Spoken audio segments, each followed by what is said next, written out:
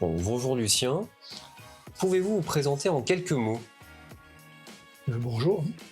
Pour me présenter en quelques mots, je dirais simplement que j'ai été conseiller agricole, animateur des questions agricoles au parc de la Forez pendant 35 ans. Pendant toute cette durée, j'ai été plus ou moins en lien avec la paroisse, sur la catéchèse, sur la préparation au mariage, sur la radio, RCF. Et je suis à la retraite depuis 5 ans maintenant. Peu de temps après avoir pris la retraite, le père Varnas et Michel Martin sont venus me contacter, me solliciter pour que je fasse le comptable de la paroisse. Quelles sont vos missions pour la paroisse de Thiers?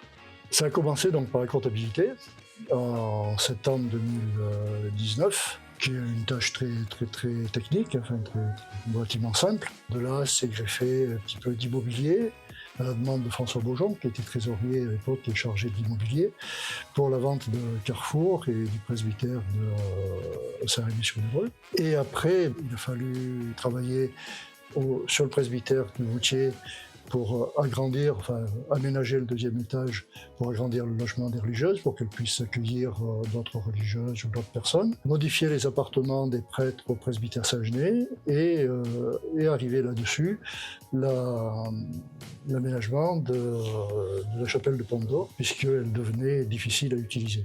Et aujourd'hui, est-ce que la paroisse a des besoins spécifiques? Alors, les besoins spécifiques, pour ce qui me concerne, j'allais dire, c'est des besoins de bras, de bonne volonté, pour assurer des tâches très matérielles. Bon, dans ce que j'ai dit, vous avez pu voir que moi, je n'interviens pas sur les questions pastorales, ou liturgiques ou autres. J'essaye simplement de faire en sorte que la compta, tout ce qui est compta, trésorerie, tâches matérielles, soit bien au service de la pastorale et non pas le contraire. Mais oui, il y a besoin de bénévoles on a refait la chapelle de Pont-d'Or, par exemple. Maintenant, il faut qu'il y ait une équipe de 3-4 personnes pour en assurer la gestion et l'entretien.